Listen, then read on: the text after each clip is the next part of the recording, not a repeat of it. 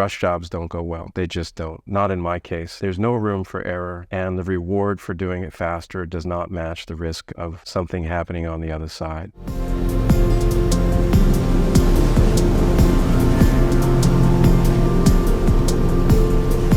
After I helped remake the Oscar, and I have to give credit to Constantine. Constantine worked on that with me. This was my job to win on, MTV Award. It weighed 11 pounds. At the time, I think he said it cost $20,000 or $30,000 a pound to send something into space as extra cargo. I don't remember the numbers. I just remember they were substantial. His thing was make the MTV Moonman look exactly the same, but weigh a lot less. You have 3 days. So I was like, oh shit.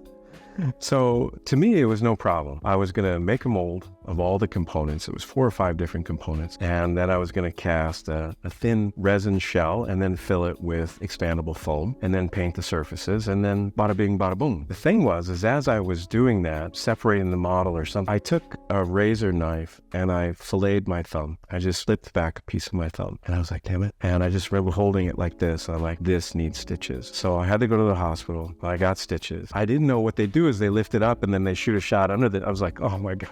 But the whole time I'm thinking, I'm going to miss this 3-day window. Here's why the deadline mattered. I had a courier coming to pick up the trophy at my place who was physically going to get on a plane and fly to Moscow. I have had the pressure already at 26 where architects were flying in for review of monument restoration. I've had mayoral presentations on TV to be accounted for, but I've never been late for a launch. So I'm a little nervous about this and I'm like, oh, my boo-boo thumb, why? So I called my buddy Dave and I'm like, this was the weekend.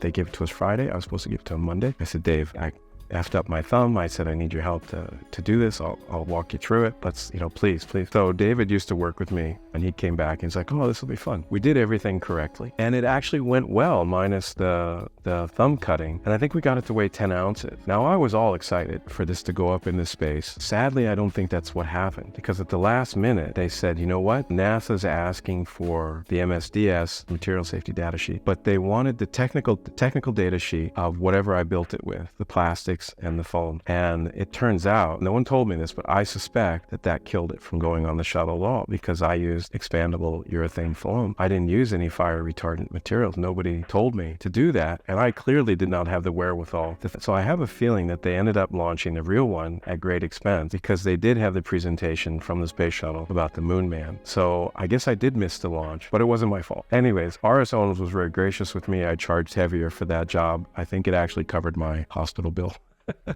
So it's a win? I don't know. This moral kept repeating itself. As a fabricator, what I learned is that rush jobs don't go well. They just don't. Not in my case. There's no room for error, and the reward for doing it faster does not match the risk of something happening on the other side. In my instance, it was getting hurt, but not badly. People will ask you to do a job rush, but they expect the same quality as if you had all the time to do it. I'm like, you build a house really fast, or you cut hair really fast, anything really fast, it's not going to be as good typically. It's a myth. Rush charges, nobody wants to pay the 100+% that it takes, but if you think about it, a rush job, I had to call in another person to help me finish the job. I had to pay that person. I had to buy a lot more materials. I had to go get the materials because shipping wasn't going to happen. Everything is accelerated and everything is at risk along the way. I guess that's the film industry, but that's why I stayed out of the film industry. Although I did get involved in the John Hughes picture one time. Maybe I should tell that story.